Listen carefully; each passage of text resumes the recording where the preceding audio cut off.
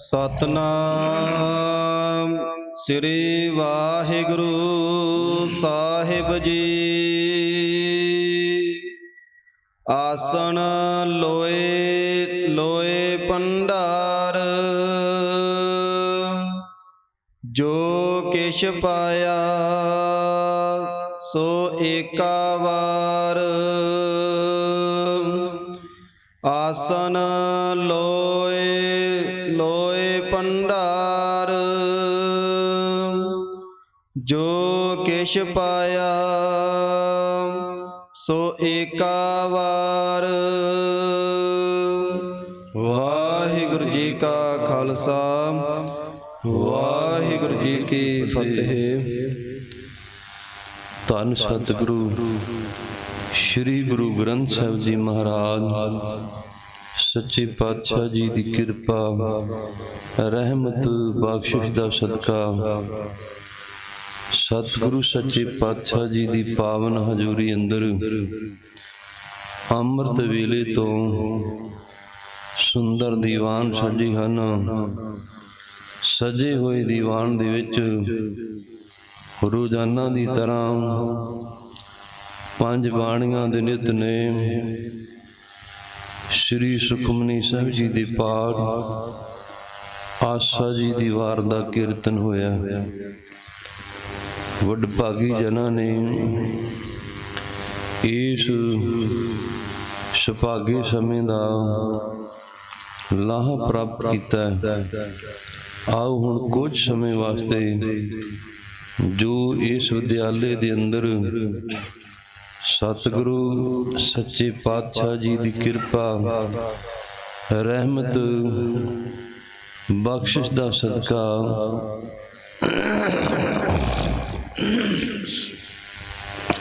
सतगुरु सच्चे पातशाह जी की पावन गुरबाणी की कथा विचार चल रही है। आओ मान चित बिरती नूं कागर करके सच्चे पातशाह जी दे चरण कमलों नाल जोड़ के सरवण करके होर भी लाहा प्राप्त करिए जी। सतनाम श्री वाहिगुरु साहिब जी। आसन लोए लोए भंडार।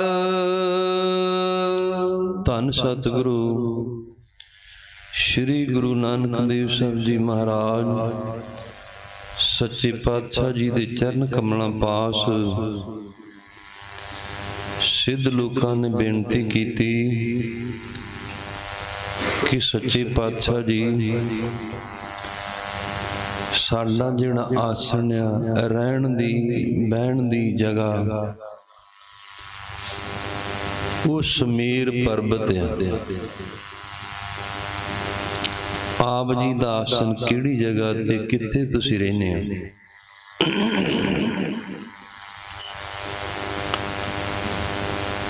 हर एक प्राणी अपने रहण वास्ते कोई ना कोई जगह बनाउंदा है। पंछी भी बनाउंदे आ ते पशु भी रहण वास्ते जगह अपना को टिकाणा बनाउंदे आ। इसे तरह मनुख भी अपनी रहण वास्ते कोई ना कोई जगह बनाउंदा है। रहण वाली जगह ते फिर अपनी मेर करदा है कि ये मेरी जगह, मेरा घर, मेरा परिवार ते मेरी ये प्रॉपर्टी है। ये बंदे दी अपनी सोच हुंदी है। ते सिद्ध लोकां ने भी समेर पर्बत ते मेर रखी कि साडा आसन या रहण वाली जगह है कि साडे तो बिना इस जगह ते कोई बह नहीं सकदा। एक दो बार श्री हरमंदर साहिब विखे सेवा करन दा समा मिलिया, पर उत्थे जिहड़े लोग रोजाना सेवा करते हैं ਸੇਵਾ ਕਰਕੇ ਬੰਦੇ ਦੇ ਮਨ ਵਿੱਚ ਨਿਮਰਤਾ ਆਉਂਦੀ ਹੈ। ਮਨ ਦੀ ਜਿਹੜੀ ਮੈਲ ਆ ਉਹ ਸਾਫ਼ ਹੁੰਦੀ ਹੈ, ਮਨ ਸਾਫ਼ ਹੁੰਦਾ ਹੈ। ਸੇਵਾ ਦਾ ਇੱਕ ਹੀ ਇਹੀ ਮਹੱਤਵ ਹੁੰਦਾ ਹੈ। ਪਰ ਉੱਥੇ ਸਾਰੇ ਤਾਂ ਨਹੀਂ, ਕਈ ਲੋਕ ਵੇਖੇ ਆ ਜਿਹੜੇ ਰੋਜ਼ਾਨਾ ਧਵਾਈ ਦੀ ਸੇਵਾ ਕਰਨ ਵਾਸਤੇ ਆਉਂਦੇ ਆ। ਆਪਾਂ ਸ਼ੁਰੂ ਗੱਲ ਕੀਤੀ ਸੀ ਜਗ੍ਹਾ ਦੀ ਮੇਰ। ਉਹਨਾਂ ਲੋਕਾਂ ਨੇ ਆਪਣੀਆਂ ਜਗ੍ਹਾ ਵੰਡੀਆਂ ਕਿ ਇਸ ਜਗ੍ਹਾ ਤੇ ਪਾਣੀ ਦੀ ਬਾਲਟੀ ਮੈਂ ਪਾਉਣੀ ਆ, ਮੇਰੇ ਤੋਂ ਬਿਨਾਂ ਇੱਥੇ ਕੋਈ ਪਾਣੀ ਨਹੀਂ ਪਾ ਸਕਦਾ। ਮੇਰ ਆ ਨਾ ਇੱਕ। ਸ਼੍ਰੀ ਹਰਿਮੰਦਰ ਸਾਹਿਬ ਗੁਰੂ ਨਾਨਕ ਦੇਵ ਸੱਚੇ ਪਾਤਸ਼ਾਹ ਦਾ ਘਰ ਸਾਰਿਆਂ ਦਾ ਸਾਂਝਾ, ਕਿਸੇ ਇੱਕ ਮਨੁੱਖ ਦਾ ਨਹੀਂ, ਇੱਕ ਪ੍ਰਬੰਧਕ ਦਾ ਨਹੀਂ। ਪਾਵਨ ਗੁਰਬਾਣੀ ਦੇ ਬਚਨ ਹਨ, ਗੁਰ ਸਿੱਖਾਂ ਇੱਕੋ ਪਿਆਰ, ਗੁਰ ਮਿੱਤਾਂ ਪੁੱਤਾਂ ਭਾਈਆਂ। ਗੁਰੂ ਨਾਨਕ ਦੇਵ ਸੱਚੇ ਪਾਤਸ਼ਾਹ ਆਈ ਸੰਗਤ ਦੇ ਨਾਲ ਇੱਕੋ ਜਿਹਾ ਸਤਿਕਾਰ, ਇੱਕੋ ਜਿਹਾ ਪਿਆਰ, ਇੱਕੋ ਜਿਹਾ ਵਿਹਾਰ ਕਰਦੇ ਆ।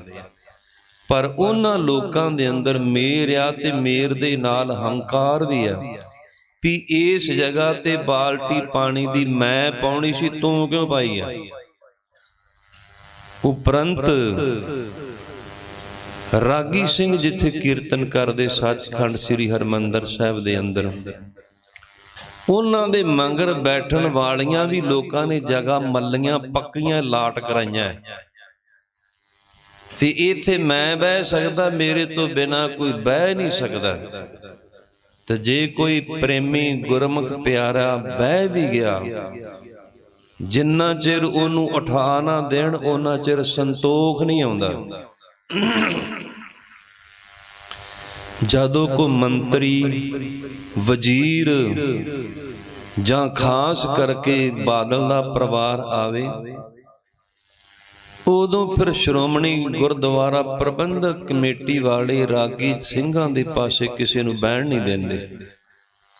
ਉਹਨਾਂ ਨੇ ਆਪਣੇ ਸ਼੍ਰੋਮਣੀ ਕਮੇਟੀ ਦੇ ਮੁਲਾਜ਼ਮ ਬਿਠਾਏ ਹੁੰਦੇ ਆ ਤੇ ਆਮ ਸੰਗਤ ਦਾ ਕੋਈ ਆ ਕਰਕੇ ਪ੍ਰਾਣੀ ਬਹਿ ਗਿਆ ਤੇ ਉਹਨੂੰ ਉਠਾਉਣਾ ਮੁਸ਼ਕਲ ਹੋ ਜਾਣਾ। ਸੁਖਬੀਰ ਆਵੇ, ਉਹਦੇ ਘਰ ਵਾਲੀ ਆਵੇ, ਉਹਦਾ ਕੋਈ ਰਿਸ਼ਤੇਦਾਰ ਜਾਂ ਬਾਦਲ ਦਲ ਦਾ ਕੋਈ ਵਜ਼ੀਰ ਅਹੁਦੇਦਾਰ ਆਵੇ, ਜਦੋਂ ਉਹਨੇ ਮੱਥਾ ਟੇਕਿਆ ਉਦੋਂ ਉਹਨਾਂ ਨੇ ਉੱਠ ਖਲੋਣਾ। ਉਸ ਜਗ੍ਹਾ ਤੇ ਉਸ ਬਾਦਲ ਦੇ ਪਰਿਵਾਰ ਨੂੰ ਭਾਉਣਾ ਹੈ। ਗੁਰਮੁਖੋ ਯਾਦ ਰੱਖਿਓ, ਇਸ ਜਗ੍ਹਾ ਦੇ ਨਾਲ ਕੀਤੇ ਹੋਏ ਪਾਪ ਮਾਫ ਨਹੀਂ ਹੋਣੇ। ਕਿਉਂ ਨਹੀਂ ਮਾਫ ਹੋਣੇ? ਇੱਥੇ ਕਦੇ ਮੱਸਾ ਰੰਗੜ ਵੀ ਬਹਿੰਦਾ ਰਿਹਾ। ਕੀ ਮੱਸੇ ਰੰਗੜ ਨੇ ਸ੍ਰੀ ਹਰਿਮੰਦਰ ਸਾਹਿਬ ਤੇ ਕਬਜ਼ਾ ਕਰਕੇ ਆਮ ਸੰਗਤਾਂ ਦੀ ਆਵਾਜਾਈ ਬੰਦ ਕਰਕੇ, ਕੀ ਮੱਸਾ ਰੰਗੜ ਹਰਿਮੰਦਰ ਸਾਹਿਬ ਦਾ ਮਾਲਕ ਬਣ ਕੇ ਸੱਚਖੰਡ ਨੂੰ ਗਿਆ? ਗੁਰਮੁਖੋ ਨਰਕਾਂ ਨੂੰ ਗਿਆ। ਇਸੇ ਤਰ੍ਹਾਂ ਬਾਦਲ ਪਰਿਵਾਰ ਦੀ ਸੋਚ ਹੈ ਵੀ ਸ਼ਾਇਦ ਹਰਿਮੰਦਰ ਸਾਹਿਬ ਤੇ ਇਸ ਟਾਈਮ ਬਾਦਲ ਪਰਿਵਾਰ ਦਾ ਗੁਰਮੁਖੋ ਕਬਜ਼ਾ ਹੈ। ਜਦੋਂ ਉਹਨਾਂ ਨੇ ਹਰਿਮੰਦਰ ਸਾਹਿਬ ਦੇ ਅੰਦਰ ਪ੍ਰਵੇਸ਼ ਕਰਨਾ, ਕੋਈ 15-20 ਉਹਨਾਂ ਦੇ ਸੇਵਾਦਾਰ ਹੁੰਦੇ ਆ, ਸੰਗਤਾਂ ਨੂੰ ਪਾਸੇ ਕਰਾਉਂਦੇ, ਪਾਸੇ ਬਾਦਲ ਆ ਗਿਆ। ਇਸ ਤਰ੍ਹਾਂ ਪਾਸੇ ਕਰਾਉਂਦੇ, ਸ਼ਾਇਦ ਰੱਬ ਤੁਰਿਆ ਆਉਂਦਾ, ਰੱਬ ਨੂੰ ਠੇਡਾ ਨਾ ਲੱਗੇ, ਰੱਬ ਨੂੰ ਕੋਈ ਮੁਸ਼ਕਲ ਨਾ ਆਵੇ। ਰੱਬ ਨੇ ਤੇ ਗੁਰਮੁਖੋ ਇਹ ਸਾਂਝਾ ਪਰਿਵਾਰ, ਸਾਂਝਾ ਘਰ ਬਣਾਇਆ ਸੀ, ਪਰ ਅਸੀਂ ਸਾਂਝਾ ਰਹਿਣ ਨਹੀਂ ਦਿੱਤਾ। ਰੋ ਵਿਚਾਰ, ਬੰਦਾ ਆਪਣੀ ਮੇਰ, ਆਪਣਾ ਹੱਕ ਜਮਾਉਂਦਾ ਹੈ ਕਿ ਮੇਰਾ ਪਰਿਵਾਰ ਆ, ਮੇਰਾ ਘਰ, ਮੇਰਾ ਸਰੀਰ, ਮੇਰੀ ਜਾਇਦਾਦ, ਮੇਰੀ ਪ੍ਰਾਪਰਟੀ ਆ, ਮੇਰੇ ਤੋਂ ਬਿਨਾਂ ਇੱਥੇ ਕੋਈ ਰਹਿ ਨਹੀਂ ਸਕਦਾ, ਮੇਰੇ ਤੋਂ ਬਿਨਾਂ ਇੱਥੇ ਕੋਈ ਬਹਿ ਨਹੀਂ ਸਕਦਾ। ਸੱਚੇ ਪਾਤਸ਼ਾਹ ਸਾਨੂੰ ਸਮਝਾਉਂਦੇ ਹੋਏ ਪਾਵਨ ਗੁਰਬਾਣੀ ਅੰਦਰ ਕਥਨ ਕਰਦੇ ਆ, ਫਰੀਦਾ जिस आसन हम बैठे केते बैस गया, शेख हजाती यग ना कोई थिर रहया। जिस आसन हम बैठे केते बैस गया, शेख हजाती जग ना कोई थिर रहया। जिस घर परिवार दे असी मालक बनिया, साडे तो पहला इह परिवार दा मालक कोई होर सी, ओहदे तो पहला कोई होर सी। लड़ी दर लड़ी वेखी जाइए ते मालक पहला कोई होर सी। जिस मलकीयत दे असी मालक बनिया, साडे तो बाद किसे होर दी बन जानी आ, साडी ना नहीं रहनी। मौत तो बाद मौत दा सर्टिफिकेट बनाया जाता, अफसरां दे दफ्तर विच लिजाया जाता भी इस बंदे दी मौत हो गई है। इस जायदाद घर दा मालक हुण मैं आ, ओ नहीं। ते फिर गुरमुखो दावा कादा? इस तरह सुमेर पर्वत ते भी सिद्ध लोक दावा करते सन कि सुमेर पर्वत साडा है, साडे तो बिना इत्थे कोई रह नहीं सकता। ते फिर जदों पहली बार गुरु नानक देव सच्चे पातशाह जी सुमेर पर्वत ते गए, सिद्ध लोक देख करके हैरान होए भी ये इत्थे किवें आ गया। पुछया भी तुसीं इत्थे किवें आए आ, किहड़े रस्ते किस तरह आए आ। ते सच्चे पातशाह ने आउण दा कारण दस्या भी असीं किवें आए आ। हाओ जपियो परमेशरो, भाओ भगत संग ताड़ी लाई। असीं परमेश्वर दा नाम जपिया ते भाओ भगती दे नाल साडी लिव सुरत जड़ी आ। सिद्ध लोको असीं तां इस करके आए। फिर सिद्धा ने पुछया कि सच्चे पातशाह मात लोक दा की हाल आ। ते सच्चे पातशाह जिस जगह ते कोई रहिंदा होवे, उत्थों दा अक्सर हाल चाल उहदे कोलों पुछदा। पंजाब तो हिंदुस्तान तो बाहर रहण वाले लोग जदों इत्थों कोई मनुख जांदा तो उहनूं पुछदे भी पंजाब दा की हाल आ, अपने जिले दा की हाल आ, अपने पिंड दा की हाल आ। अक्सर उस इलाके दे मनुख तो लोग पुछदे आ। ते सच्चे पातशाह श्री गुरु नानक देव सच्चे पातशाह जी ने जवाब दिता, सिद्ध शोप बैठे पर्वती, कौन जगत को पार उतारा। इस सिद्ध लोको तुसीं उपदेश देना सी, लोकां नूं सिद्धे रस्ते पाउणा सी, पर तुसीं तां कलयुग दे भयानक समय तो डर करके गुफा बनाईयां, पर्वतां विच उत्ते बह गए ताड़ी ला के। कौन जगत को पार उतारा, कौन देव सिद्ध देऊगा कि आ कम करना ते आ नहीं करना। तुसीं ते अपनी पूजा कराउण दे विच लोकां नूं भरमालिया। कराउणी सी पूजा अकाल पुरख वाहिगुरू परमेश्वर दी, तुसीं अपनी पूजा कराउण लग पए। ते सच्चे पातशाह ने समझाया कि जिहड़ा शरीर मिलिया, ये धर्म दे, लुकाई दे, समाज दे, पंथ दे अर्थ लेखे लगे। कोई भी बंदा प्रचारक प्रचार करदा, वो अपना निजी कमाई दा एक साधन बनाउंदा। फिर उस जगह ते मेर, घर ते मेर ते वड्डे घर दा फिर हंकार भी हुंदा है कि मेरा सारे पिंड विचों वड्डा घर आ, मेरा सारे पिंड विचों महंगा घर आ, मेरे बराबर कोई भी नहीं।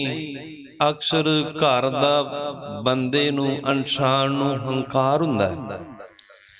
इस घर मेर हंकार दे संबंध विच ਭਗਤ ਕਬੀਰ ਸਾਹਿਬ ਜੀ ਦੀ ਰਚਨਾ ਦੁਆਰਾ ਸ੍ਰੀ ਗੁਰੂ ਗ੍ਰੰਥ ਸਾਹਿਬ ਜੀ ਮਹਾਰਾਜ ਸੱਚੇ ਪਾਤਸ਼ਾਹ ਦੀ ਪਾਵਨ ਗੁਰਬਾਣੀ ਦੇ ਬਚਨ ਹਨ। ਕਬੀਰ ਗਰਬ ਨਾ ਕੀਜੀਐ, ਉੱਚਾ ਦੇਖ ਆਵਾਸ। ਇਹ ਦੁਨੀਆ ਦੇ ਲੋਕੋ, ਘਰ ਦਾ ਹੰਕਾਰ ਨਾ ਕਰੋ ਕਿ ਸਾਡਾ ਘਰ ਬਹੁਤ ਵੱਡਾ ਤੇ ਉੱਚਾ ਹੈ। ਕਬੀਰ ਗਰਬ ਨਾ ਕੀਜੀਐ, ਉੱਚਾ ਦੇਖ ਆਵਾਸ। ਆਜ ਕਾਲ ਭੋਏ ਲੇਟਣਾ, ਉੱਪਰ ਜੰਮੈ ਘਾਸ। ਸਮਾਂ ਆ ਜਾਣਾ, ਤੇਰੇ ਪਰਿਵਾਰ ਨੇ ਤੈਨੂੰ ਘਰ ਚੋਂ ਬਾਹਰ ਕੱਢ ਕੇ ਸ਼ਮਸ਼ਾਨ ਘਾਟ ਵਿੱਚ ਭੁੰਜੇ ਲਟਾ ਦੇਣਾ, ਤੈਨੂੰ ਅੱਗ ਵਿੱਚ ਸਾੜ ਦੇਣਾ। ਫਿਰ ਘਰ ਤੇ ਮੇਰ ਕਿਉਂ ਕਰਦਾ ਹੈ? ਇਹ ਸਦਾ ਤੇਰੀ ਮੇਰ ਨਹੀਂ ਰਹਿਣੀ, ਰਹਿਣਾ ਘਰ ਵਿੱਚ ਹੀ ਆ, ਇਹ ਨਹੀਂ ਜੰਗਲਾਂ 'ਚ ਰਹਿਣਾ। ਪਰ ਘਰ ਤੇ ਸਰੀਰ ਤੇ ਪਰਿਵਾਰ ਤੇ ਮੇਰ ਨਹੀਂ ਕਰਨੀ। ਉਹ ਸਮਾਂ ਜ਼ਰੂਰ ਆਉਣਾ ਜਿਸ ਸਮੇਂ ਦੇ ਅਨੁਸਾਰ ਤੈਨੂੰ ਭੁੰਜੇ ਲੇਟਣਾ ਪੈਣਾ, ਤੇ ਜਿੱਥੇ ਸੰਸਕਾਰ ਕੀਤਾ ਉਸ ਜਗ੍ਹਾ ਤੇ ਯਾਦ ਰੱਖੀ ਬੰਦਿਆ, ਫਿਰ ਘਾਹ ਨਹੀਂ ਉੱਗਣਾ। ਉੱਪਰ ਜੰਮੈ ਘਾਸ। ਉਦੋਂ ਤੇਰਾ ਵੱਡਪਣ, ਤੇਰਾ ਪਰਿਵਾਰ, ਜਿਸ ਪਰਿਵਾਰ ਦੇ ਨਾਲ ਤੇਰਾ ਸੰਬੰਧ ਸੀ, ਮੋਹ ਸੀ, ਲਗਾਅ ਸੀ, ਉਸ ਪਰਿਵਾਰ ਨੇ ਉਸ ਜਗ੍ਹਾ ਤੋਂ ਆ ਕੇ ਕਦੇ ਘਾਹ ਵੀ ਨਹੀਂ ਪੁੱਟਣਾ ਕਿ ਤੇ ਸਾਡਾ ਵੱਡ ਵਡੇਰਾ ਅਗਨ ਭੇਟ ਕੀਤਾ ਸੀ। ਤੇ ਸੱਚੇ ਪਾਤਸ਼ਾਹ ਸਾਨੂੰ ਸਮਝਾਉਂਦੇ ਆ, ਮਤਾ ਘਰ ਦਾ ਹੰਕਾਰ ਕਰ। ਇਸ ਘਰ ਦਾ ਮਾਲਕ ਤੇਰੇ ਤੋਂ ਪਹਿਲਾਂ ਕੁਝ ਹੋਰ ਸੀ, ਉਹਦੇ ਤੋਂ ਪਹਿਲਾਂ ਕੋਈ ਹੋਰ ਸੀ। ਪੀੜ੍ਹੀ ਦਰ ਪੀੜ੍ਹੀ ਘਰ ਦਾ ਮਾਲਕ ਬਦਲਦਾ ਆਇਆ ਤੇ ਗਾਂ ਵੀ ਬਦਲਦਾ ਲੈਣਾ। ਤੇ ਫਿਰ ਜਿਹੜਾ ਘਰ ਦੇ ਨਾਲ ਲਗਾ ਰੱਖਣਾ, ਮੋਹ ਰੱਖਣਾ, ਮੇਰ ਰੱਖਣੀ ਹੈ, ਮੇਰ ਛੱਡਣੀ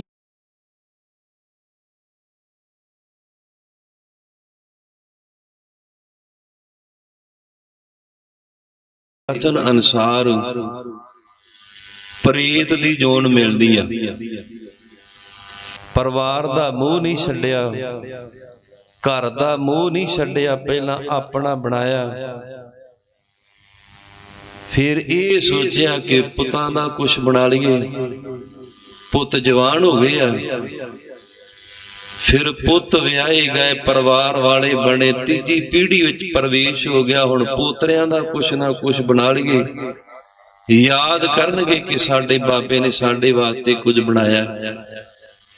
ਤੇ ਸੱਚੇ ਪਾਤਸ਼ਾਹ ਸਾਨੂੰ ਸਮਝਾਉਂਦੇ ਹੋਏ ਕਥਨ ਕਰਦੇ ਆ, ਅੰਤ ਕਾਲ ਜੋ ਮੰਦਰ ਸਿਮਰੈ, ਐਸੀ ਚਿੰਤਾ ਮਹਿ ਜੀ ਮਰੈ। ਪ੍ਰੇਤ ਜੋਨ ਵਲ ਵਲ ਔਤਰੈ। ਤੇ ਕਈ ਪ੍ਰੇਮੀ ਜਿਹੜੇ ਸਟੇਜਾਂ ਤੇ ਪ੍ਰਚਾਰ ਕਰਦੇ ਆ ਨਾ, ਚੁੰਚ ਗਿਆਨੀ ਕਹਿੰਦੇ ਕਿ ਭੂਤ ਪ੍ਰੇਤ ਹੁੰਦੇ ਹੀ ਨਹੀਂ, ਇਹ ਤੇ ਲੋਕਾਂ ਦੀਆਂ ਮਨ ਘੜਤ ਗੱਲਾਂ ਨੇ। ਗੁਰਮੁਖੋ, ਇਹਨੂੰ ਆਪਾਂ ਕੀ ਕਵਾਂਗੇ? ਇਹਦੇ ਅਰਥ ਕੀ ਕਰਾਂਗੇ? ਇਹਨਾਂ ਦੀ ਗਿਣਤੀ ਕਿੰਨੀ ਕਿਆ? ਸੁਖਮਨੀ ਸਾਹਿਬ ਦੇ ਅੰਦਰ ਸੱਚੇ ਪਾਤਸ਼ਾਹ ਨੇ ਸਾਨੂੰ ਗਿਣਤੀ ਦੱਸੀ ਹੈ, ਕਈ ਕੋਟ ਭੂਤ ਪ੍ਰੇਤ। ਇਹ ਕਰੋੜਾਂ ਦੀ ਗਿਣਤੀ ਵਿੱਚ ਭੂਤ ਤੇ ਪ੍ਰੇਤ ਆ, ਥੋੜੇ ਨਹੀਂ।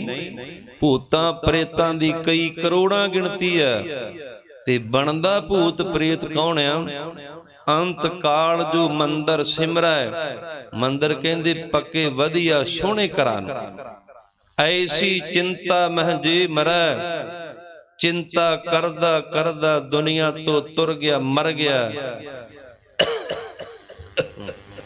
ਕਿ ਮੈਂ ਘਰ ਬਣਾਇਆ ਸੀ, ਬੜੀ ਮਿਹਨਤ ਕੀਤੀ, ਬੜਾ ਸੋਹਣਾ ਬਣਾਇਆ, ਵੇਖੋ ਮੈਂ ਹੁਣ ਘਰ ਨੂੰ ਛੱਡ ਕੇ ਤੁਰ ਚੱਲਿਆ। ਤੇ ਸੱਚੇ ਪਾਤਸ਼ਾਹ ਨੇ ਜਿਹੋ ਜੀ ਸੋਚ ਰੱਖ ਕੇ ਦੁਨੀਆ ਤੋਂ ਗਿਆ, ਉਹੋ ਜੀ ਸੋਚ ਵਾਲੀ ਉਹਨੂੰ ਜੂਨੀ ਦੇ ਦਿੱਤੀ ਹੈ। ਕਿਉਂਕਿ ਤੇਰੀ ਸੋਚ ਸੀ ਨਾ ਕਿ ਮੈਂ ਇਸ ਘਰ ਵਿੱਚ ਰਹਿਣਾ, ਤੇ ਤੈਨੂੰ ਪ੍ਰੇਤ ਦੀ ਜੋਨੀ ਦੇ ਦਿੱਤੀ। ਤੇ ਪ੍ਰੇਤ ਦੀ ਉਮਰ ਗੁਰਮੁਖੋ ਬਹੁਤ ਲੰਮੀ ਹੁੰਦੀ ਹੈ। ਪ੍ਰੇਤ ਦੀ ਜੋਨ ਬਹੁਤ ਹੀ ਜ਼ਿਆਦਾ ਦੁਖਦਾਈ ਹੁੰਦੀ ਆ। ਤੇ ਫਿਰ ਵੱਲ ਵੱਲ ਵਾਰ-ਵਾਰ ਉਹ ਪ੍ਰੇਮੀ ਆਪਣੀ ਜਗ੍ਹਾ ਤੇ ਮੇਰ ਕਰਨ ਵਾਲਾ ਵਾਰ-ਵਾਰ ਭੂਤ ਪ੍ਰੇਤ ਦੀ ਜੋਨੀ ਵਿੱਚ ਪੈਂਦਾ ਹੈ। ਤੇ ਕਈ ਕਹਿ ਦਿੰਦੇ ਕਿ ਭੂਤ ਪ੍ਰੇਤ ਹੁੰਦੇ ਹੀ ਨਹੀਂ। ਦੱਸੋ ਆਪਾਂ ਗੁਰਬਾਣੀ ਦੇ ਇਹਨਾਂ ਪੰਕਤੀਆਂ ਦੇ ਅਰਥ ਕੀ ਕਰਾਂਗੇ? ਤੇ ਫਿਰ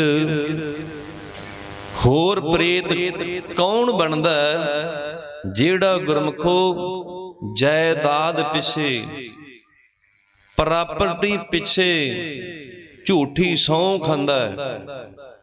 ਉਹ ਗੁਰਮੁਖੋ ਪ੍ਰੇਤ ਬਣਦਾ ਹੈ। ਸ੍ਰੀ ਗੋਂਦਵਾਲ ਸਾਹਿਬ ਦੀ ਸਾਖੀ ਹੈ। ਇੱਥੇ ਦੋ ਭਰਾਵਾਂ ਦਾ ਝਗੜਾ ਸੀ। ਇਹ ਜਾਇਦਾਦ ਦਾ ਸ੍ਰੀ ਗੋਂਦਵਾਲ ਸਾਹਿਬ ਦਾ। ਇੱਕ ਭਰਾ ਨੇ ਦੂਜੇ ਭਰਾ ਦਾ ਹੱਕ ਮਾਰ ਲਿਆ। ਸਰਕਾਰੀ ਦਰਬਾਰੇ ਜਾ ਕਰਕੇ ਝੂਠੀ ਸਹੁੰ ਖਾ ਲਈ ਕਿ ਜਗ੍ਹਾ ਮੇਰੀ ਆ। ਝੂਠੀ ਸਹੁੰ ਖਾਣ ਤੋਂ ਬਾਅਦ ਜਗ੍ਹਾ ਤਾਂ ਮਿਲ ਗਈ, ਪਰ ਜਦੋਂ ਘਰ ਬਣਾਉਣ ਦੀ ਉਸਾਰੀ ਕਰਦਾ, ਇਤਿਹਾਸ ਦੀਆਂ ਸਤਰਾਂ ਅਨੁਸਾਰ, ਇਤਿਹਾਸ ਦੇ ਕਥਨ ਮੁਤਾਬਕ ਰਾਤ ਨੂੰ ਉਹ ਭੂਤ ਪ੍ਰੇਤ ਉਹਦੀਆਂ ਕੰਧਾਂ ਢਾਹ ਜਾਂਦੇ ਸਨ।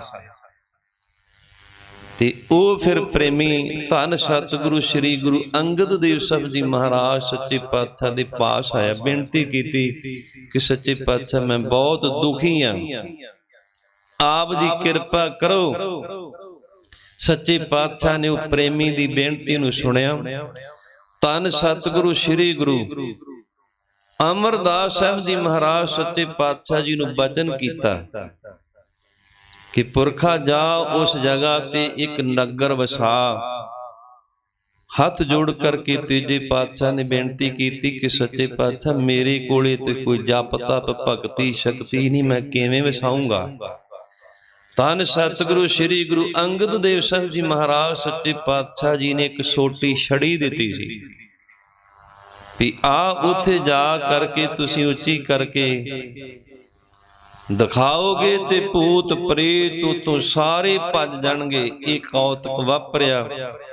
ਸੱਚੇ ਪਾਤਸ਼ਾਹ ਦੇ ਚਰਨ ਪੈ ਤੇ ਚਰਨਾਂ ਦੇ ਪ੍ਰਥਾਏ, ਬੈਠਣ ਦੇ ਪ੍ਰਥਾਏ ਪਾਵਨ ਗੁਰਬਾਣੀ ਦੇ ਬਚਨ ਹਨ। ਜਿੱਥੇ ਜਾਏ ਬਹਿ ਮੇਰਾ ਸਤਿਗੁਰੂ, ਸੋ ਥਾਨ ਸੁਹਾਵਾ ਰਾਮ ਰਾਜੇ। ਜਿੱਥੇ ਸੱਚੇ ਪਾਤਸ਼ਾਹ ਨੇ ਚਰਨ ਪਾਏ, ਜਗ੍ਹਾ ਨੂੰ ਪਵਿੱਤਰ ਕਰ ਦਿੱਤਾ। ਅੱਜ ਕੌਡੇ ਰਾਖਸ਼ ਦਾ ਘਰ ਆ, ਉਹ ਜੀਵਾਂ ਨੂੰ ਮਾਰ ਕਰਕੇ ਖਾਂਦਾ। ਗੁਰੂ ਨਾਨਕ ਦੇਵ ਸੱਚੇ ਪਾਤਸ਼ਾਹ ਨੇ ਚਰਨ ਪਾਏ। ਉਹ ਕੌਡੇ ਰਾਖਸ਼ ਦਾ ਆਦਮ ਬੋ ਕਰਨ ਵਾਲਾ ਉਹ ਭਿਆਨਕ ਜਗ੍ਹਾ ਨਹੀਂ ਰਹੀ। ਉੱਥੇ ਸੱਚੇ ਪਾਤਸ਼ਾਹ ਨੇ ਪਵਿੱਤਰ ਚਰਨ ਪਾਏ, ਉਹ ਪਵਿੱਤਰ ਅਸਥਾਨ ਬਣ ਗਿਆ।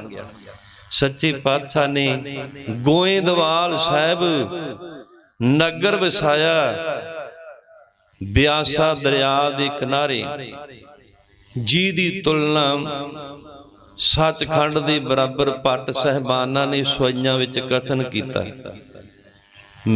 ਸਮੇਰ ਪਰਬਤ ਦੇ ਉੱਤੇ ਸਿੱਧ ਲੋਕ ਮੇਰ ਕਰਦੇ ਸਨ ਕਿ ਇਹ ਸਮੇਰ ਪਰਬਤ ਸਾਡੀ ਰਹਿਣ ਵਾਲੀ ਜਗ੍ਹਾ ਹੈ।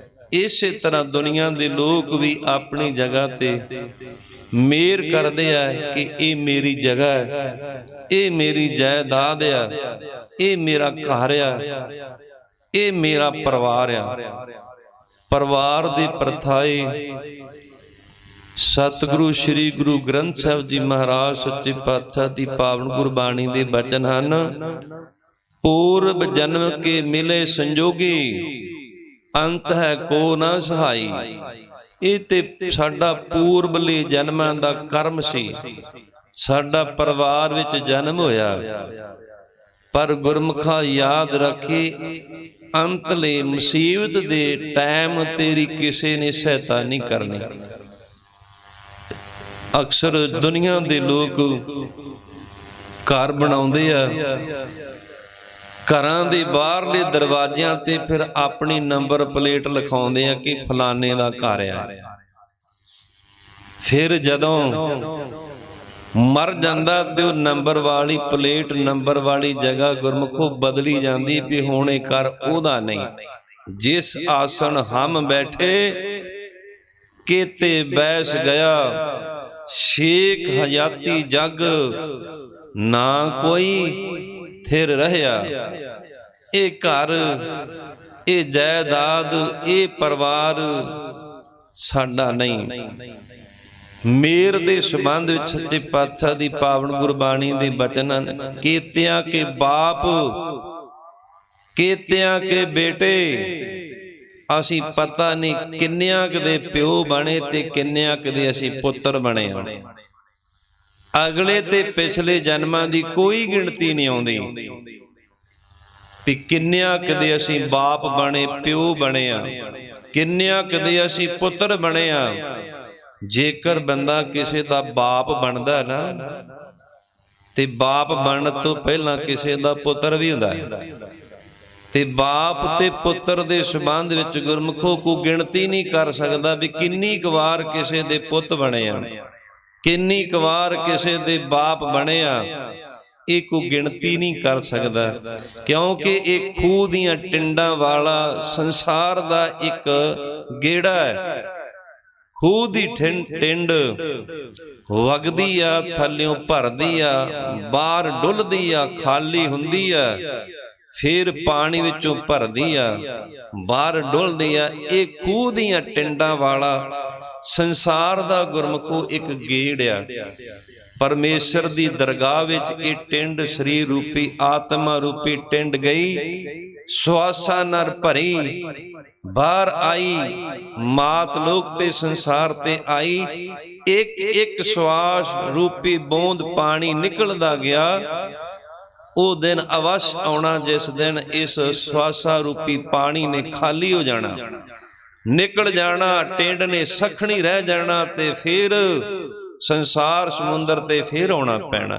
ये गेड़ा मुकना नहीं। एक खूह दियां टिंडां वाला गेड़ा है।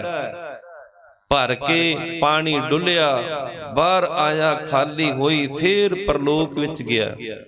ते गुरमुखो इको एक सच्चे पातशाह ने सानू तरीका दसिया, पर वो तरीका असी अपनाउंदे नहीं।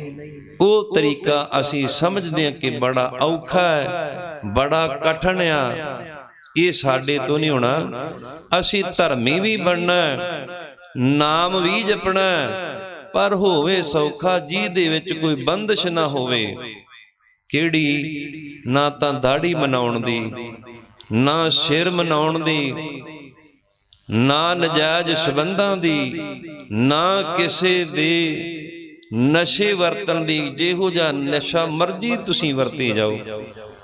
गुरमुखो कदे ब्यासा वालियां दे डेरे जाओ, उन्हां दे जिहड़े प्रबंधक आ ना, वो वड्डे वड्डे अफसर आ, जिहड़े बाहर लुट्टां घसुट्टां करदे रहे आ ते समा विचार करके वो ब्यासा वाले दे चेले बन गए।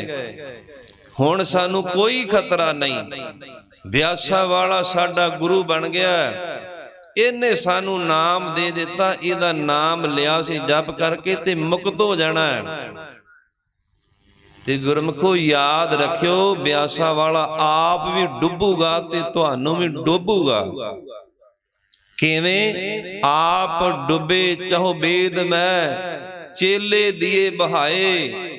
आप भी संसार सागर विच डुबूगा ते याद रखियो तुहानू भी डुबूगा। इस तरह पाप नहीं हुण माफ होने।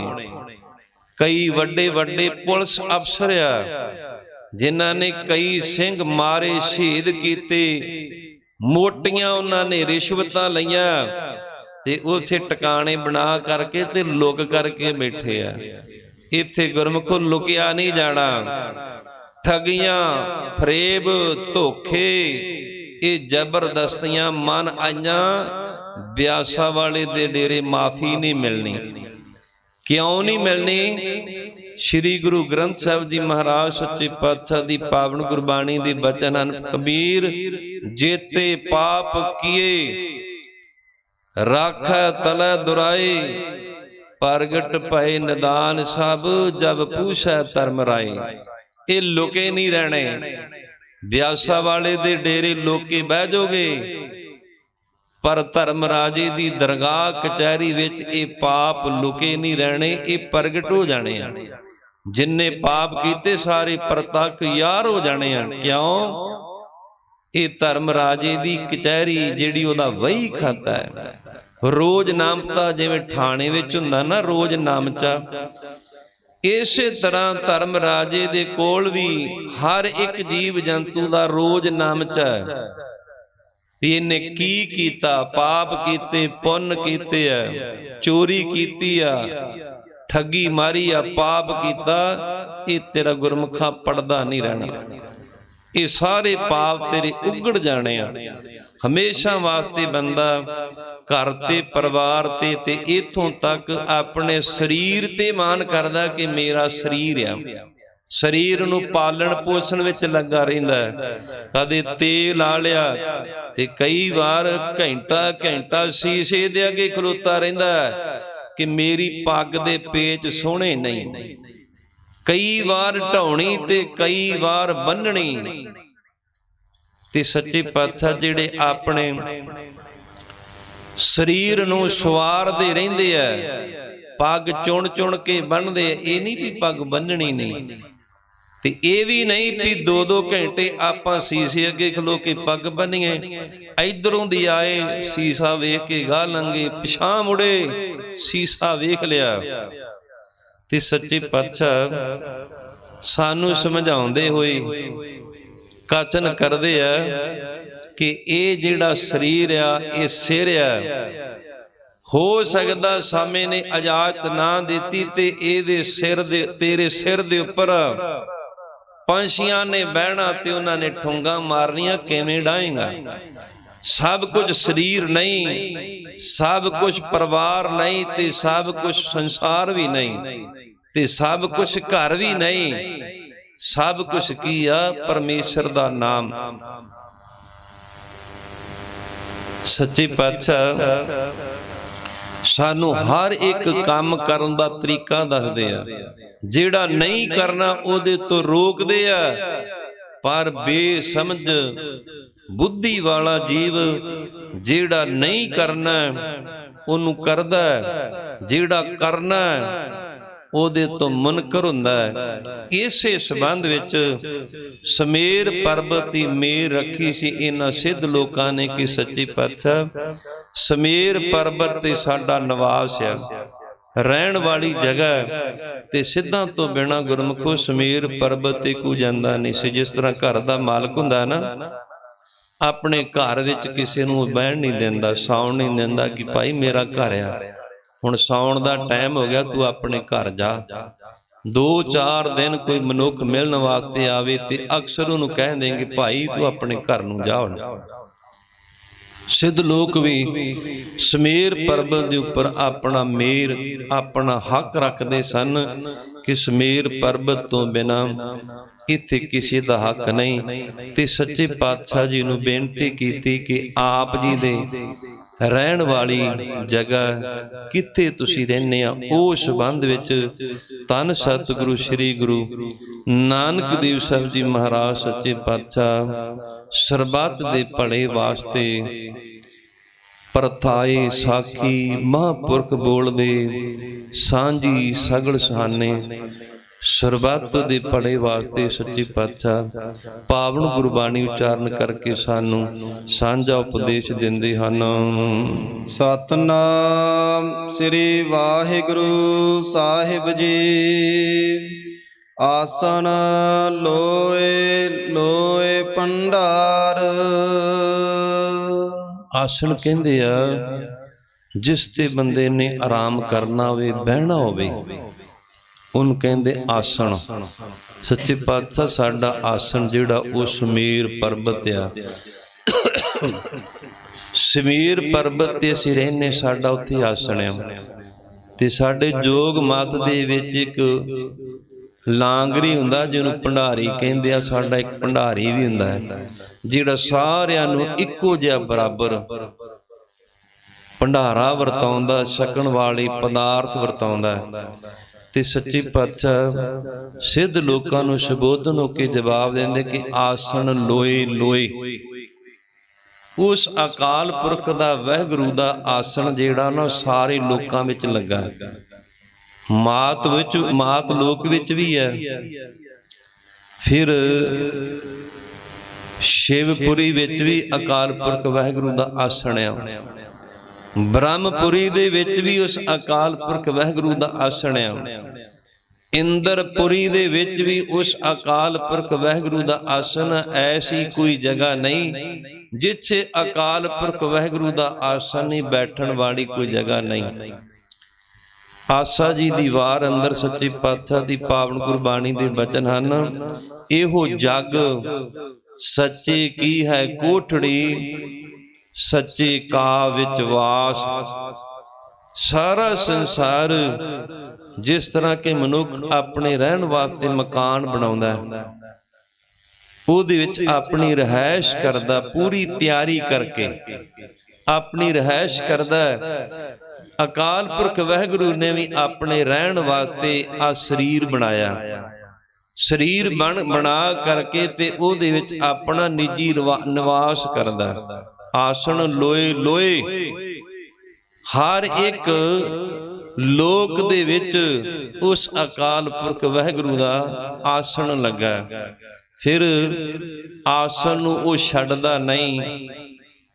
ਜਦੋਂ ਮਕਾਨ ਪੁਰਾਣਾ ਹੋ ਜਾਂਦਾ ਹੈ, ਫਿਰ ਜੀਵ ਇਹ ਪੁਰਾਣਾ ਧਾਰੀ ਮਨੁੱਖ ਸੋਚਦਾ ਹੈ ਮਕਾਨ ਪੁਰਾਣਾ ਹੋ ਗਿਆ, ਇਹਨੂੰ ਢਾਈਏ, ਨਵਾਂ ਬਣਾਈਏ। ਇਸੇ ਤਰ੍ਹਾਂ ਅਕਾਲ ਪੁਰਖ ਵਾਹਿਗੁਰੂ ਦਾ ਜਦੋਂ ਮਕਾਨ, ਨਿਜ ਵਸੇਰਾ ਰਹਿਣ ਵਾਲੀ ਜਗ੍ਹਾ, ਇਹ ਸਰੀਰ ਪੁਰਾਣਾ ਹੋ ਜਾਂਦਾ ਹੈ, ਇਹਨੂੰ ਫਿਰ ਆਪ ਬਣਾਇਆ ਸੀ ਤੇ ਆਪ ਹੀ ਢਾਹ ਦਿੰਦਾ। ਜਿਵੇਂ ਮਾਲਕ ਦਾ ਮਕਾਨ ਆਪਣੀ ਮਰਜ਼ੀ ਨਾਲ ਬਣਾਉਂਦਾ ਹੈ, ਆਪਣੀ ਮਰਜ਼ੀ ਦੇ ਨਾਲ ਉਹ ਢਾਹ ਦਿੰਦਾ ਹੈ। ਤੇ ਇਸੇ ਤਰ੍ਹਾਂ ਪਾਵਨ ਗੁਰਬਾਣੀ ਦੇ ਬਚਨ ਹਨ, ਪੁੱਛ ਨਾ ਸਾਜੇ, ਪੁੱਛ ਨਾ ਢਾਹੇ, ਪੁੱਛ ਨਾ ਲੇਵੈ ਦੇ। ਬੇਵਜ਼ੀਰ ਉਹਦਾ ਕੋਈ ਗੁਰਮੁਖੋ ਸਲਾਹਕਾਰ ਨਹੀਂ ਜਿਹੜਾ ਉਹਨੂੰ ਸਲਾਹ ਦੇ ਕੇ ਇਹ ਕਵੇ ਕਿ ਅਕਾਲ ਪੁਰਖ ਵਾਹਿਗੁਰੂ ਜੀ ਇਸ ਤਰ੍ਹਾਂ ਨਹੀਂ, ਇਸ ਤਰ੍ਹਾਂ ਕਰੋ। ਇਹ ਸਿੱਧ ਲੋਕੋ ਉਸ ਅਕਾਲ ਪੁਰਖ ਵਾਹਿਗੁਰੂ ਦਾ ਨਿਜ ਵਸੇਰਾ ਆਸਣ ਸਾਰੇ ਹੀ ਲੋਕਾਂ ਵਿੱਚ ਲੱਗਾ ਹੋਇਆ। ਖਾਲੀ ਕੋਈ ਜਗ੍ਹਾ ਨਹੀਂ ਜਿੱਥੇ ਅਕਾਲ ਪੁਰਖ ਵਾਹਿਗੁਰੂ ਨੇ ਆਪਣਾ ਆਸਣ ਨਹੀਂ ਲਾਇਆ।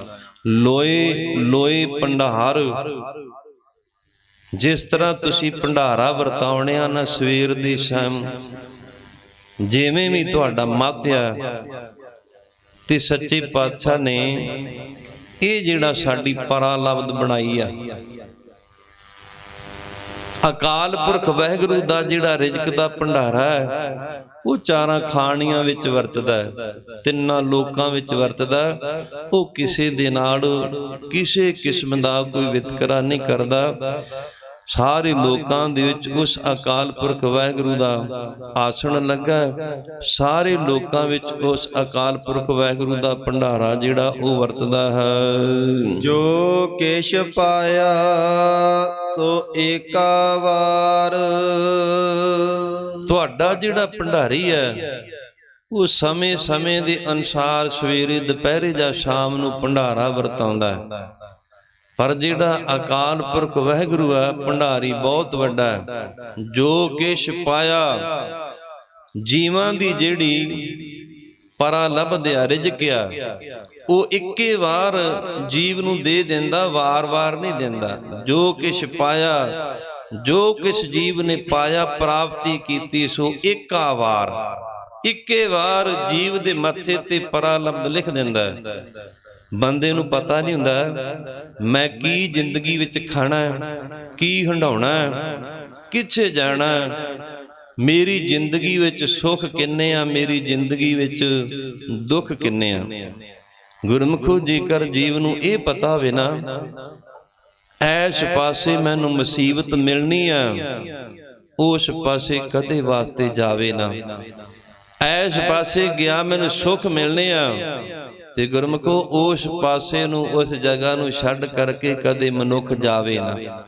ਪਾਵਨ ਗੁਰਬਾਣੀ ਦੇ ਰਿਜਕ ਦੇ ਭੰਡਾਰੇ ਦੇ ਪਰਥਾਏ ਬਚਨ ਹਨ। ਨੱਕ ਨੱਚ ਖਸਮ ਹੱਥ, ਕਿਰਤ ਧੱਕੇ ਦੇ ਜਹਾਂ ਦਾਣੇ ਤਹਾਂ ਖਾਣੇ, ਨਾਨਕਾ ਸੱਚ ਹੀ। ਜਿੱਥੇ ਦਾਣਾ ਪਾਣੀ ਜੀਵ ਦਾ ਲਿਖਿਆ, ਉੱਥੇ ਹਰ ਹਾਲਤ ਉਹਨੂੰ ਜਾਣਾ ਪੈਂਦਾ, ਰੋਕ ਨਹੀਂ ਸਕਦਾ। ਕਈ ਵਾਰ ਮਨੁੱਖ ਨੇ ਕਿਸੇ ਪਾਸੇ ਜਾਣ ਦਾ ਕੋਈ ਸਮਾਂ ਨਿਯਤ ਕੀਤਾ ਹੁੰਦਾ, ਪਰ ਉੱਥੇ ਪਰਮੇਸ਼ਰ ਨੂੰ ਭਾਉਂਦਾ ਨਹੀਂ, ਉਹਨੂੰ ਦੂਜੇ ਪਾਸੇ ਲੈ ਜਾਂਦਾ। ਇਸ ਸੰਬੰਧ ਵਿੱਚ ਪਾਵਨ ਗੁਰਬਾਣੀ ਦੇ ਬਚਨ ਹਨ। ਮਤਾ ਕਰੇ ਪਛਮ ਕੈ ਤਾਈ, ਪੂਰਬ ਹੀ ਲੈ ਜਾਤ। ਜੇਕਰ ਪਛਮ ਦੇ ਇਲਾਕੇ ਵਿੱਚ ਜਾਣ ਦਾ ਮਤਾ ਬਣਾਇਆ, ਸਲਾਹ ਕੀਤੀ ਆ, ਤੇ ਗੁਰਮੁਖੋ ਪੂਰਬ ਨੂੰ ਲੈ ਜਾਂਦਾ।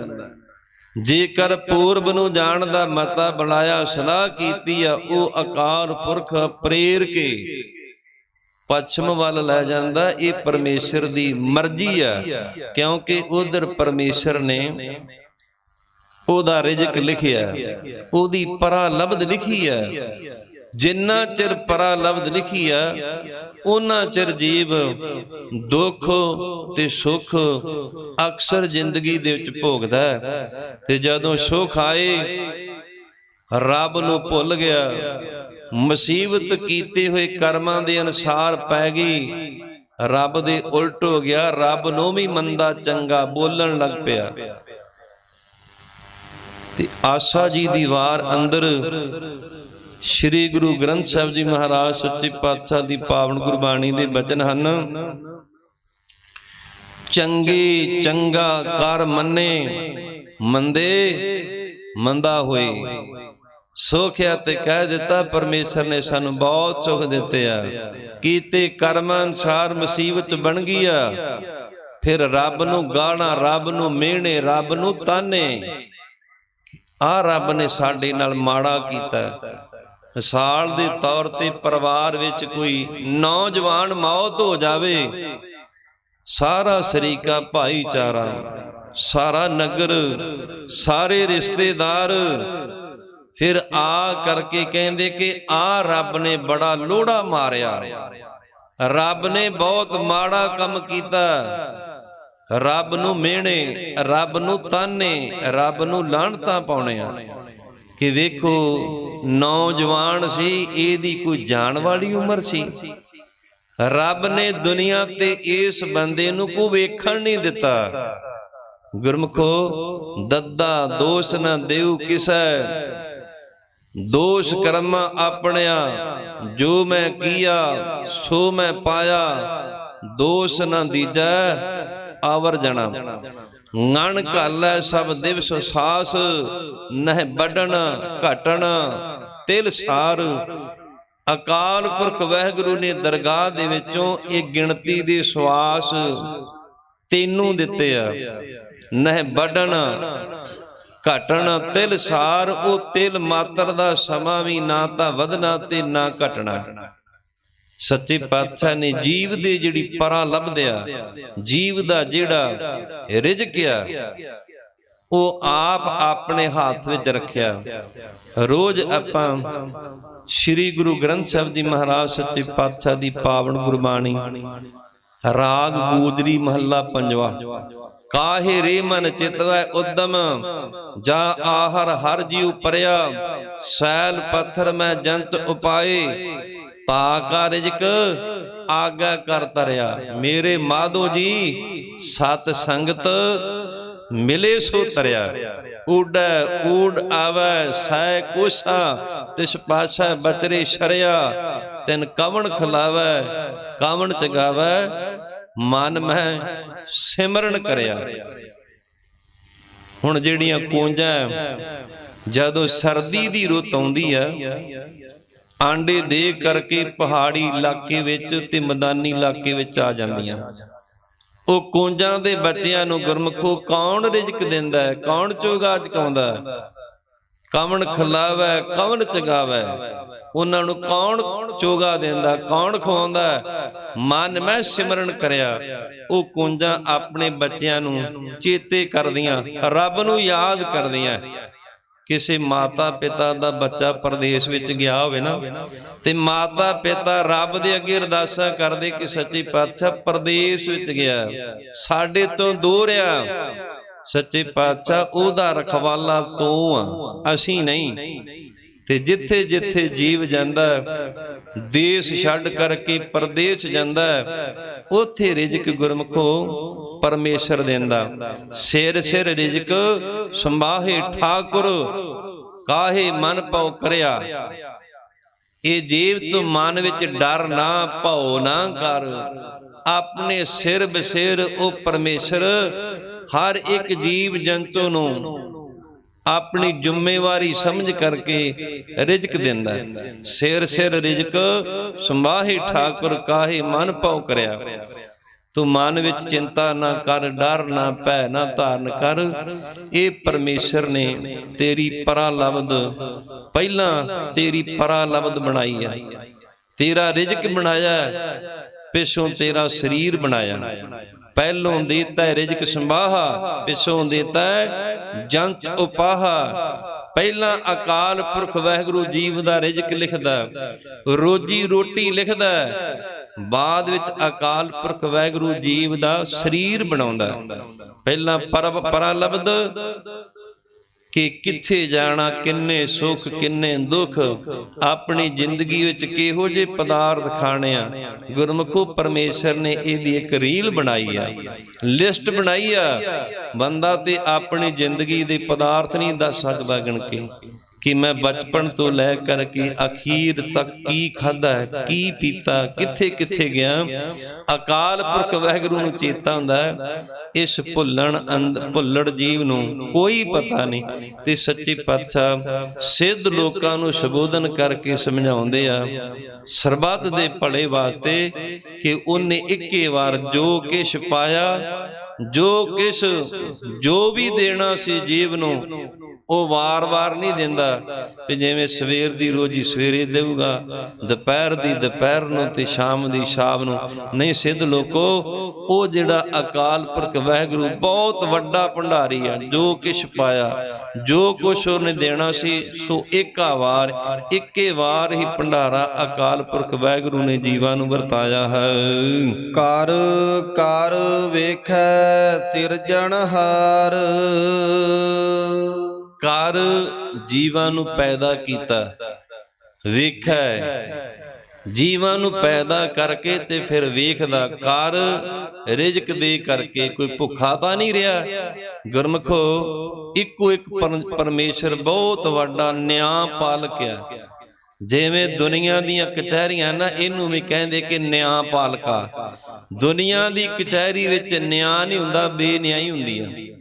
ਇੱਕੋ ਇੱਕ ਪਰਮੇਸ਼ਰ ਬਹੁਤ ਵੱਡਾ ਨਿਆਂ ਪਾਲਕ ਆ, ਜਿਹੜਾ ਕਿਸੇ ਨੂੰ ਭੁੱਖਾ ਨਹੀਂ ਰਹਿਣ ਦਿੰਦਾ। ਸਜ਼ਾ ਜਿਹੜੀ ਕਰਮਾਂ ਦੀ ਉਹ ਅਕਾਲ ਪੁਰਖ ਵਾਹਿਗੁਰੂ ਨੇ ਦੇਣੀ, ਪਰ ਕਿਸੇ ਨੂੰ ਭੁੱਖਾ ਨਹੀਂ ਰਹਿਣ ਦਿੰਦਾ। ਸ਼੍ਰੀ ਦਸਮ ਗ੍ਰੰਥ ਦੀ ਪਾਵਨ ਗੁਰਬਾਣੀ ਅੰਦਰ ਧੰਨ ਸਤਿਗੁਰੂ ਸ਼੍ਰੀ ਗੁਰੂ ਗੋਬਿੰਦ ਸਿੰਘ ਸਾਹਿਬ ਜੀ ਮਹਾਰਾਜ ਸੱਚੇ ਪਾਤਸ਼ਾਹ ਦੀ ਪਾਵਨ ਰਚਨਾ ਦੇ ਬਚਨ ਹਨ। ਦੀਨ ਦਇਆਲ ਦਇਆ ਨਿਧ, ਦੋਖਨ ਦੇਖਤ ਹੈ ਪਰ ਦੇਤ ਨ ਹਰੈ। ਕਿੱਡਾ ਵੀ ਪਾਪੀ ਤੋਂ ਵੱਡਾ ਪਾਪੀ ਹੋਵੇ, ਗੁਰਮੁਖੋ ਕਦੇ ਭੁੱਖਾ ਨਹੀਂ ਸੌਂਗਾ।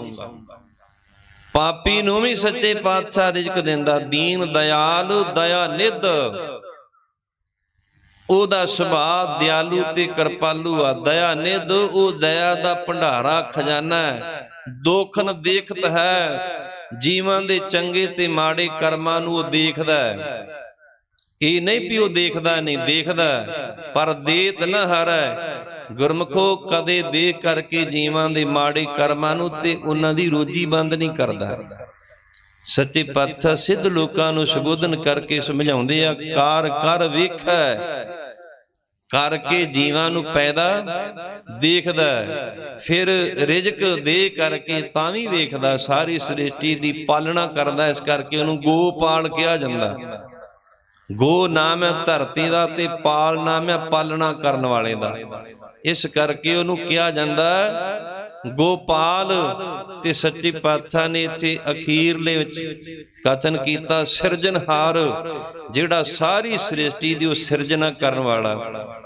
ਕਈ ਵਾਰ ਇਉਂ ਹੁੰਦਾ ਕਿ ਪਤੀ ਸਤੀ ਹੁੰਦੇ ਆ, ਉਹਨਾਂ ਦੇ ਘਰ ਵਿੱਚ ਔਲਾਦ ਨਹੀਂ ਹੁੰਦੀ, ਕਿਉਂਕਿ ਉਹਨਾਂ ਦੇ ਕਰਮਾਂ ਦੇ ਵਿੱਚ ਪਰਮੇਸ਼ਰ ਨੇ ਲਿਖੀ ਨਹੀਂ।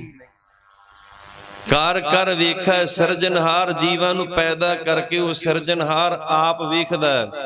ਕਰ ਸਾਰਿਆਂ ਨੂੰ ਰਿਜ਼ਕ ਦੇ ਕਰਕੇ ਅਕਾਲ ਪੁਰਖ ਵਾਹਿਗੁਰੂ ਸਾਰੀ ਸ੍ਰਿਸ਼ਟੀ ਨੂੰ ਸਿਰਜਦਾ ਵੀ ਆ ਤੇ ਉਹਦੀ ਫਿਰ ਸਾਂਭ ਸੰਭਾਲ ਵੀ ਕਰਦਾ ਹੈ।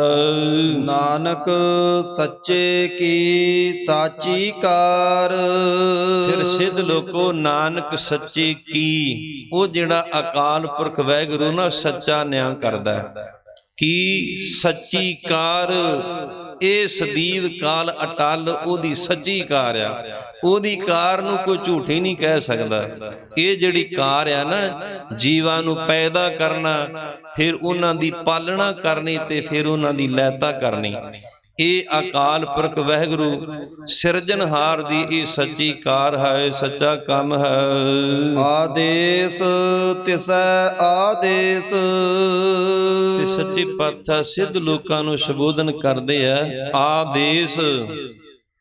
ਜੇ ਐੜਾ ਨਾਲੋਂ ਕੱਟ ਦਈਏ ਤੇ ਫਿਰ ਦੇਸ ਬਣ ਜਾਂਦਾ ਹੈ, ਤੇ ਜੇ ਆਦੇਸ਼ ਕਹੀਏ ਵੀ ਉਸ ਅਕਾਲ ਪੁਰਖ ਵਾਹਿਗੁਰੂ ਦਾ ਕੋਈ ਵੀ ਦੇਸ਼ ਨਹੀਂ। ਜਿਸ ਤਰ੍ਹਾਂ ਕਿ ਭਾਰਤ ਵਾਸੀ ਲੋਕ ਆ, ਪਾਕਿਸਤਾਨੀ ਵਾਸੀ ਲੋਕ ਆ, ਸ਼੍ਰੀਲੰਕਾ ਵਿੱਚ ਰਹਿਣ ਵਾਲੇ ਲੋਕ ਆ, ਕੈਨੇਡਾ ਵਿੱਚ ਰਹਿਣ ਵਾਲੇ, ਉਹਨਾਂ ਦਾ ਆਪਣਾ ਵੱਖਰਾ ਦੇਸ਼ ਆ।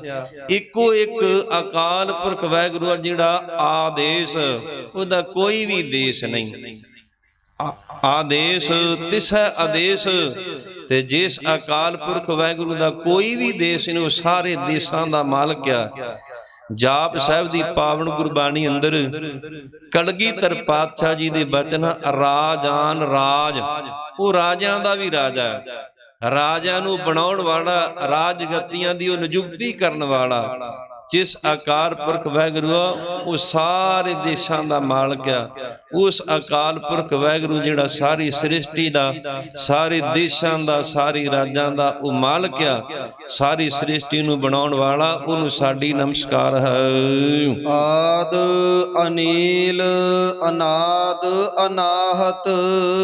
ਫਿਰ ਉਹ ਸਾਰੀ ਸ੍ਰਿਸ਼ਟੀ ਦਾ ਮੋਢਿਆ। ਆਦ ਅਨੀਲ, ਨੀਲ ਗਿਣਤੀ ਹੁੰਦੀ ਆ ਤੇ ਐੜਾ ਨਾਲ ਲੱਗ ਗਿਆ ਤੇ ਅਨੀਲ ਉਹ ਬੇਸ਼ੁਮਾਰ, ਉਹਦੀ ਕੋਈ ਵੀ ਗਿਣਤੀ ਨਹੀਂ। ਆਦ ਅਨੀਲ ਅਨਾਦ, ਉਹ ਅਨਾਦੀ ਹੈ। ਅਨਾਹਤ, ਉਹਦੀ ਕੋਈ ਵੀ ਸਿਰਾ ਨਹੀਂ, ਉਹਦੀ ਕੋਈ ਵੀ ਹੱਦ ਨਹੀਂ ਹੈ। ਜੁਗ ਜੁਗ ਏਕੋ ਵੇਸ।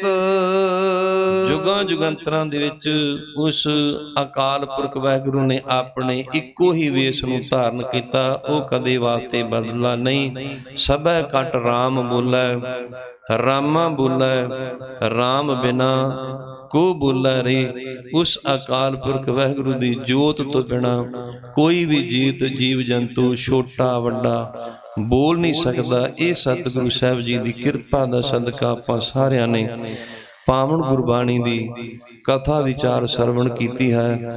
ਦਾਸ ਪਾਸੋਂ ਪਾਵਨ ਗੁਰਬਾਣੀ ਦੀ ਕਥਾ ਵਿਚਾਰ ਕਰਦਿਆਂ ਏਕ ਨਹੀਂ ਅਨੇਕ ਹੀ ਪ੍ਰਕਾਰ ਦੀਆਂ ਬੇਅੰਤ ਬੇਅੰਤ ਬੇਅੰਤ ਭੁੱਲਾਂ ਤਰੁੱਟੀਆਂ ਜ਼ਰੂਰ ਹੋਈਆਂ ਹੋਣਗੀਆਂ।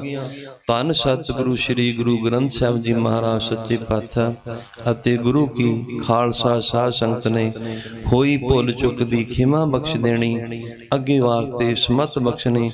ਸਤਿਗੁਰੂ ਸਾਹਿਬ ਜੀ ਕਿਰਪਾ ਕਰਨ।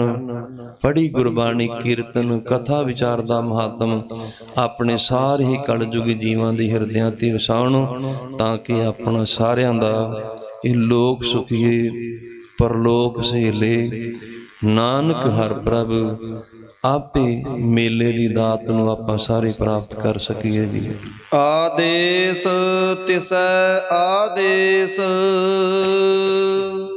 ਆਦ ਅਨੀਲ ਅਨਾਦ ਅਨਾਹਤ। ਜੁਗ ਜੁਗ ਏਕੋ ਵੇਸ। ਵਾਹਿਗੁਰੂ ਜੀ ਕਾ ਖਾਲਸਾ, ਵਾਹਿਗੁਰੂ ਜੀ ਕੀ ਫਤਿਹ।